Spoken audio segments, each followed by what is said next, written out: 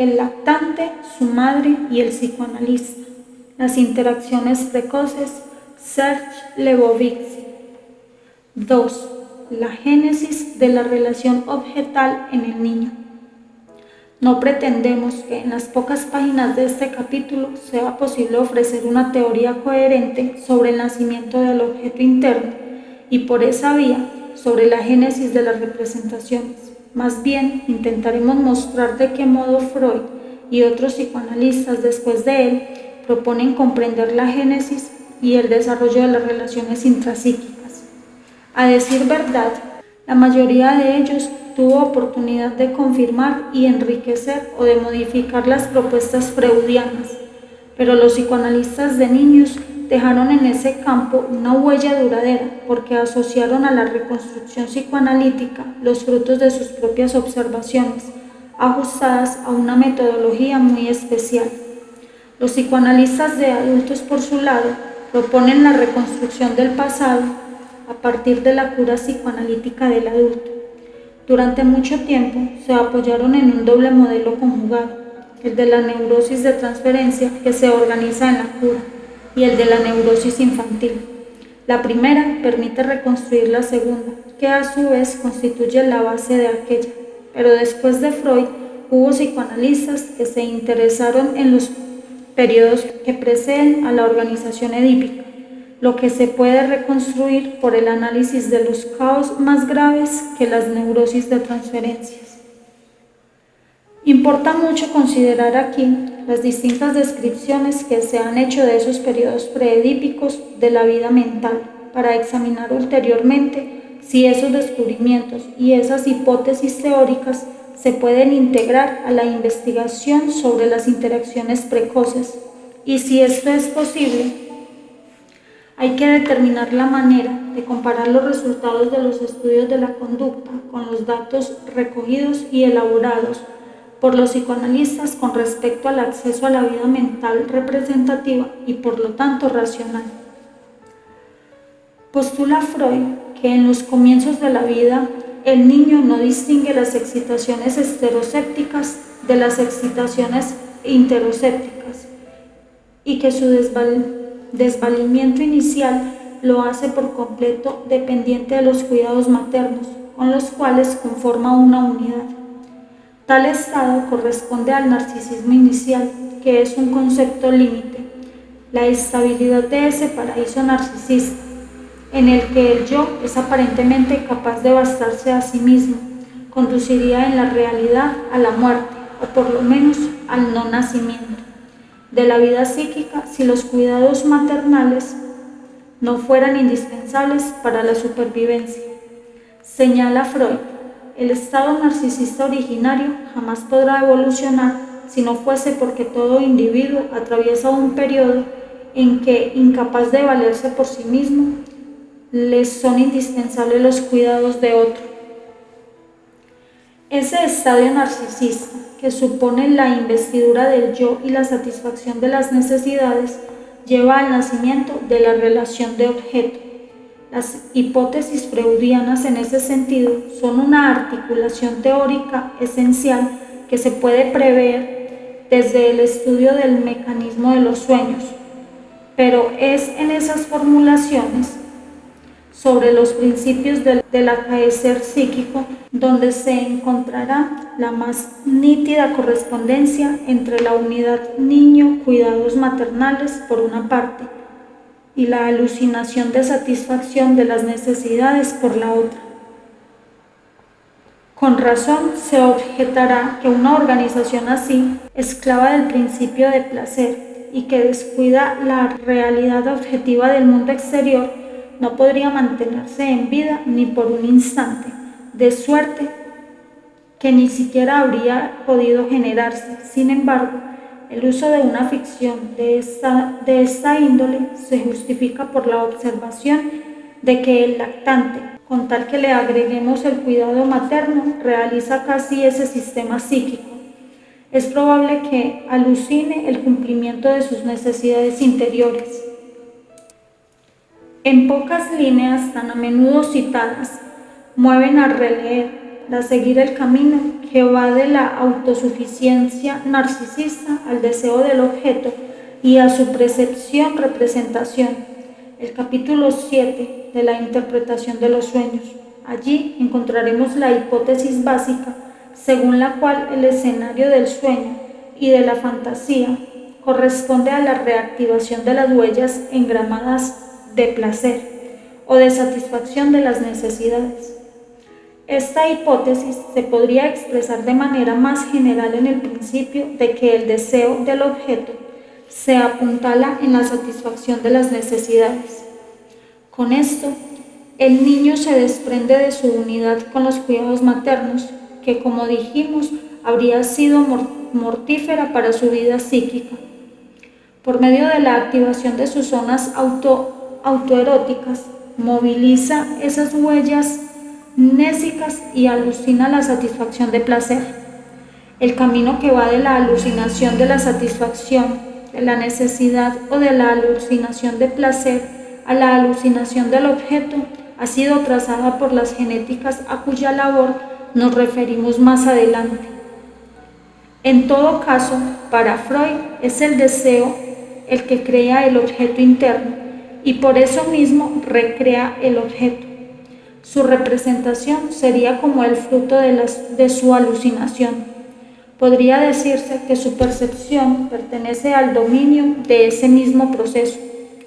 A esta altura, si continuásemos convocando elementos de la teoría psicoanalítica, tendríamos que mencionar el destino de las pulsiones, la excitación de que son las delegadas o la presentación se representa gracias a la investidura del objeto interno.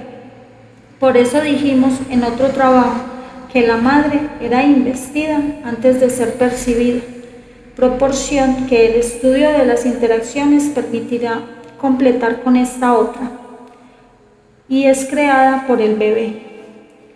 Por supuesto que los descubrimientos de Freud en este campo no se podrían resumir en unas pocas páginas. No es posible comprender de manera coherente el deseo y la creación del objeto si no se recuerda, a la par de cuando concierne al origen del deseo y de la investidura del objeto, la importancia de otros puntos de vista. A. La creación del desvío del pensamiento para tramitar excitaciones externas e internas supone la distinción entre placer y realidad, entre procesos primarios y procesos secundarios. Leemos en formulaciones la suspensión que se había hecho necesaria de la descarga motriz de la acción fue procurada por el proceso del pensar, que se constituyó desde el representar.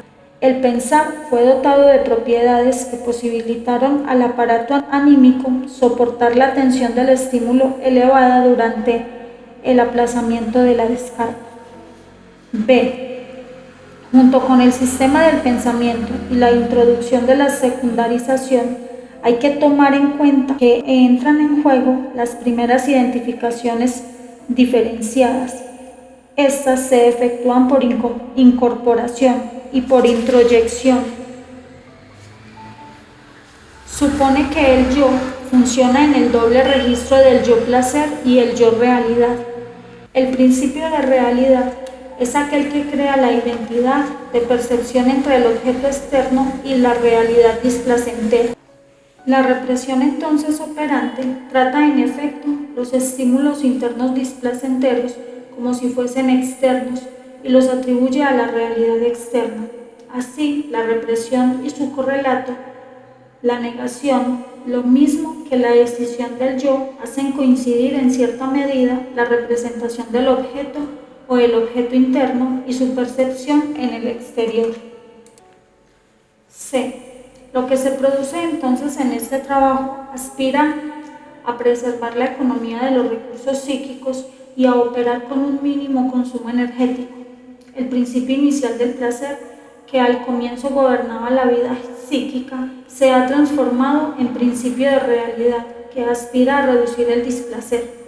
De hecho, el conocimiento del origen de la vida relacional del niño pequeño es tributario, en Freud, de lo averiguado en las curas psicoanalíticas, pero también de observaciones del niño en su ambiente natural.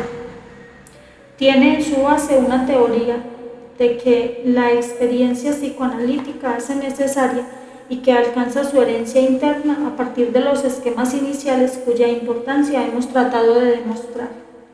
No es posible reseñar los trabajos postfreudianos sobre este tema de la relación con el objeto interno porque semejante revista nos exigiría detenernos en la mayor parte de los estudios psicoanalíticos que enuncian hipótesis sobre las relaciones de la madre y el padre con su hijo. Si mencionamos aquí algunos de los que nos parecen más importantes, es porque permiten comprender mejor el camino que va de los psicoanalistas a los observadores de las interacciones. Veremos que, a pesar de lo que suele afirmarse en contrario, la diferencia de enfoque no exige que de los psicoanalistas una verdadera fractura epistemológica y que es posible un abordaje transdisciplinario del estudio de las relaciones entre la madre y el bebé a condición de que los trabajos psicoanalíticos se examinen con cuidado. Algunos trabajos postfreudianos importantes. 1. Melanie Klein y sus discípulos deben ser clasificados aparte porque siguieron próximos del método psicoanalítico, es decir, el de la reconstrucción, especialmente en el marco del llamado psicoanálisis precoz del niño. Sin embargo, hay un artículo de Melanie Klein referido a la observación del lactante, pero ella se dedicó durante toda su vida a describir de un modo más bien repetitivo las diferentes posiciones del objeto interno, que desde un principio se escinde en las formas del objeto bueno y el objeto malo, expresiones de la lucha intrapsíquica, de los instintos de la vida y de muerte, la angustia de la posición esquizofrenoide en característica de los mecanismos extrayectivos de la identificación proyectiva, la posición depresiva ulterior está señalada por la necesidad de reparar el objeto, que es percibido en su continuidad y su totalidad, lo cual representa una posición genética en la que Melanie Klein toma en cuenta los resultados de la observación del lactante hacia el final del primer año de vida.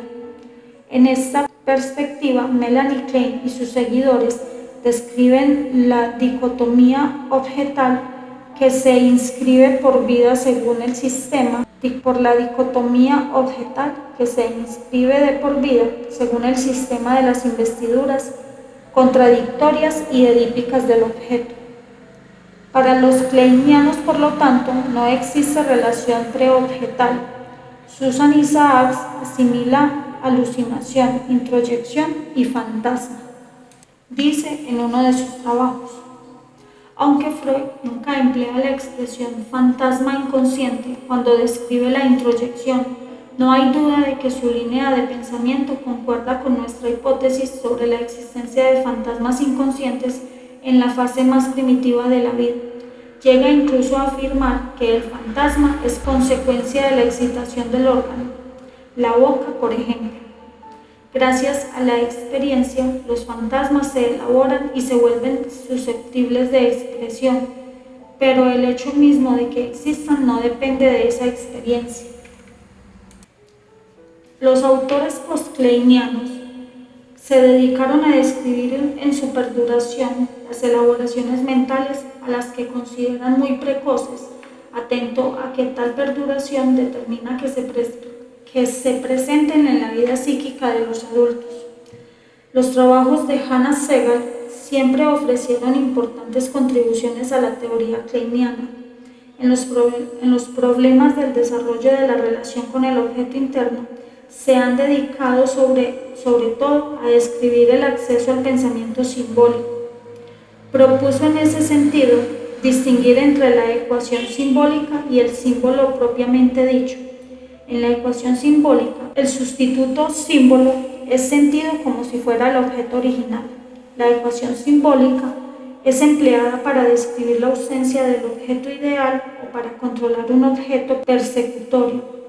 Pertenece a las primeras etapas del desarrollo.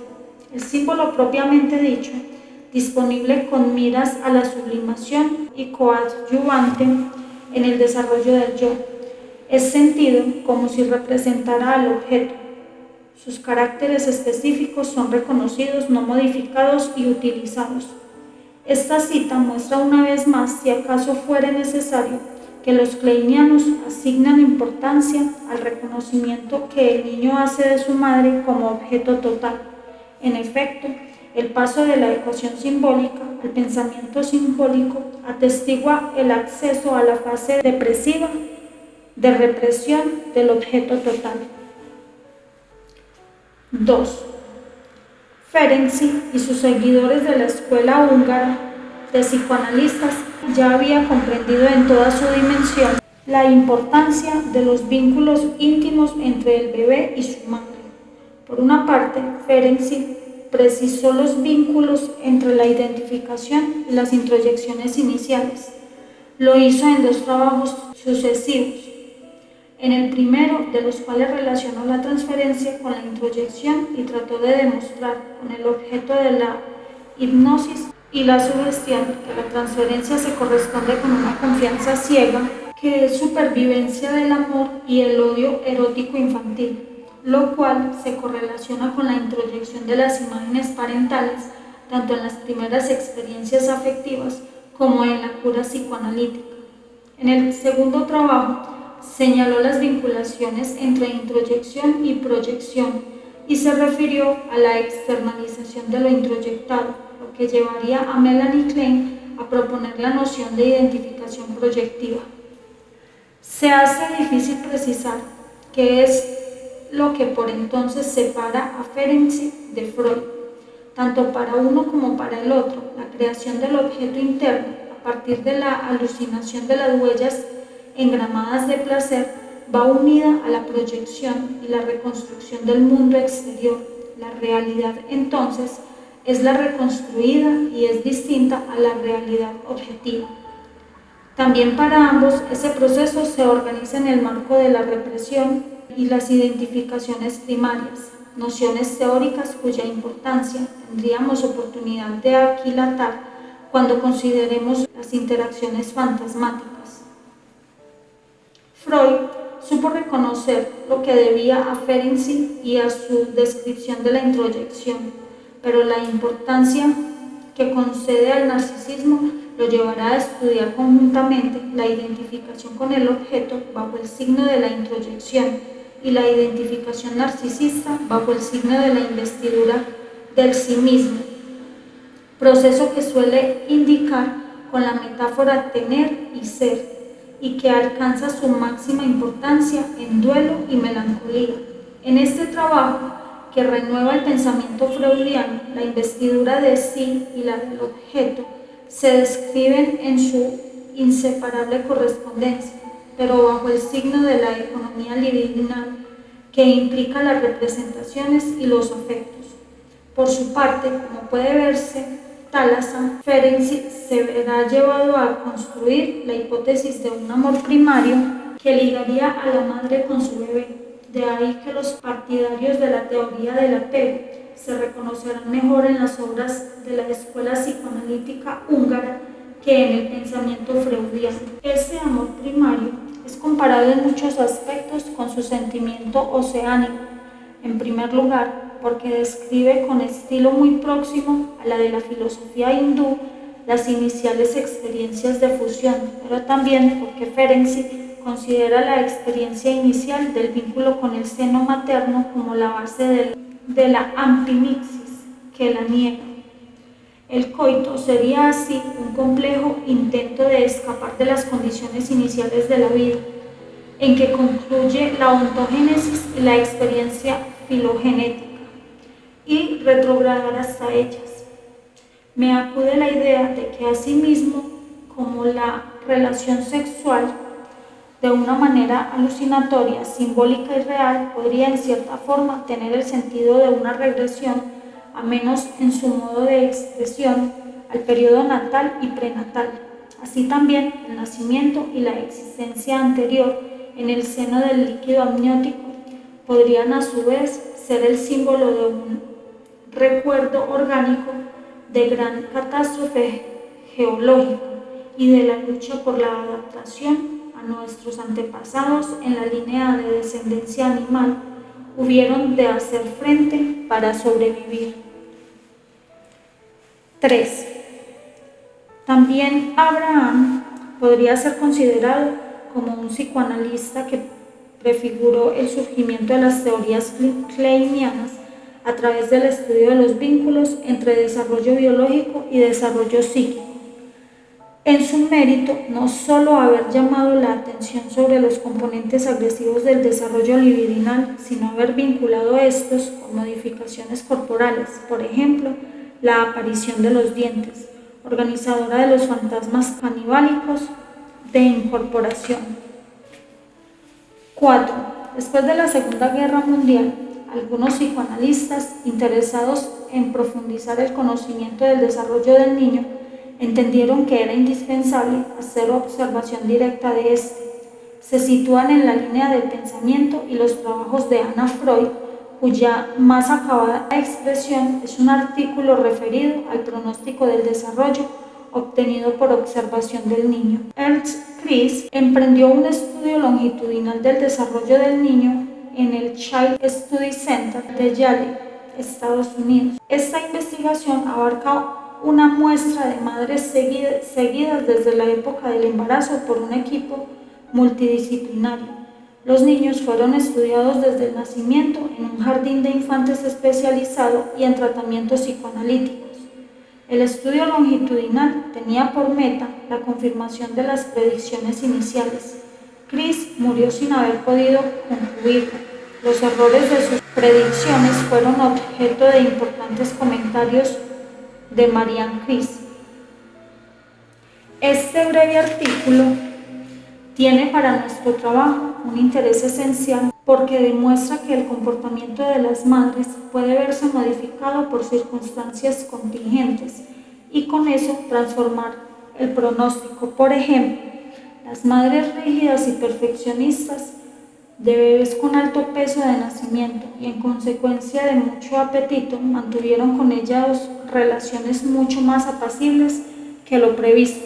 No tuvieron entonces la actitud que era de temer y el desarrollo del niño fue como más armonioso que el que hubiera sido lícito pronosticar.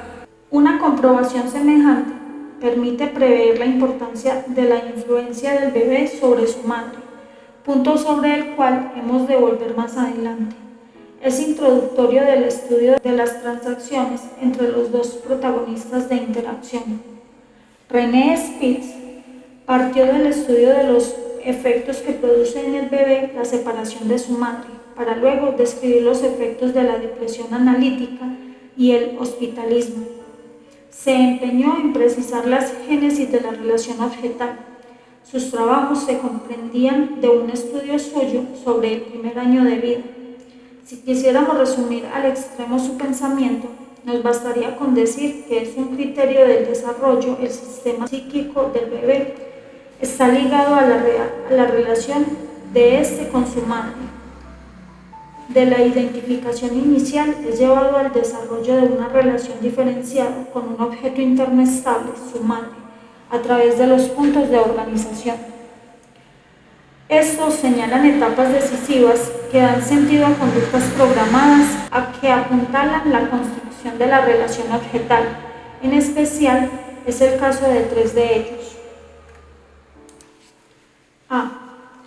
La primera sonrisa, que se hace significativa cuando el bebé inviste una preforma del rostro humano contemplado de frente y en el acto de hablarle. B.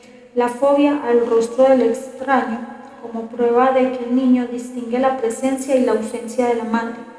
El alejamiento de esta equivale al peligro creado por la llegada de un desconocido sobre el cual el bebé proyecta, según un auténtico desplazamiento fóbico, la angustia ligada a la separación de la madre. Este punto de organización indica que la madre ya no es una función, sino un ser viviente y diferenciado cuya continuidad es reconocida, lo cual en consecuencia señala claramente la intervención de una actividad fantasmática, pensada y secundarizada. C. El no caracterizado por los movimientos de nutación nace de la capacidad del niño para identificarse activamente con las frustraciones introducidas por las prohibiciones maternas. Desde luego, estas descripciones han sido relativizadas por los estudios más actuales sobre la observación de las interacciones precoces. No obstante, conservan su valor de irreemplazable modelo teórico.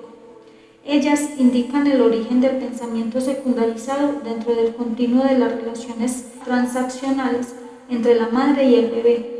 Todo sucede como si de acuerdo con el principio según el cual la alucinación del objeto se apoya en la alucinación de la satisfacción.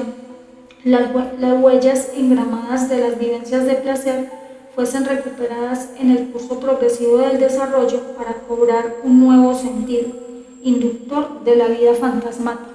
Además, el modelo propuesto por Spitz presenta la importancia de combinar, por una parte, las perspectivas metapsicológicas del inicial desamparo del recién nacido y las consecuencias del estudio de su desarrollo ordenado por la epigénesis, y por la otra, la existencia de programas conocidos con el nombre de reflejos arcaicos. La primera sonrisa específica ante la aproximación del rostro materno representa el acceso al sentido relacional, que se sostiene a un tiempo en la existencia de los reflejos bucolinguales y en los efectos de la presencia de la madre, mensajera de sus anticipaciones creadoras. Margaret Mahler es una psicoanalista que también se dedicó a estudiar y observar niños pequeños. Su teoría del proceso de individualización-separación se apoya en la comparación del desarrollo del niño normal con el del pequeño psicótico. La autora, que hizo el reconocimiento de dos psicosis infantiles distintas, confronta las respectivas formas, la autista y la simbiótica, y las compara con las que ella denomina etapa autista y etapa simbiótica del desarrollo. Apoya esta descripción en la teoría de la evolución de la representación de sí y de la representación de objeto. Según ella, en la psicosis autista, el desamparo es tal que el niño no percibe a su madre en el mundo exterior. Esta no sirve al niño para orientarse en la búsqueda y localización de lo que vive en torno de él. No la reconoce. Su rehusamiento a reconocerla o su incapacidad de hacerlo es descrito como un comportamiento alucinatorio negativo, cuya investidura recuerda a aquella con el que el recién nacido se protege para no sufrir excitaciones extero e interoceptivas, es decir, no diferencia entre la representación de sí y la del objeto. Psicosis simbiótica define un estado en que el niño constituye con su madre una unidad diádica dentro de un recinto común, cuyos límites podrían ser comparados con una membrana simbiótica. Allí se organiza una armonía rítmica de interacción.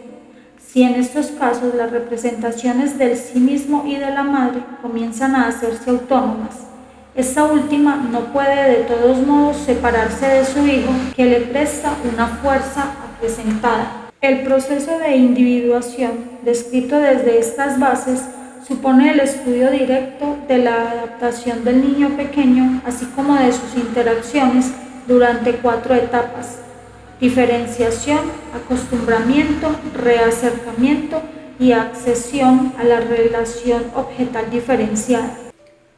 Para un próximo audio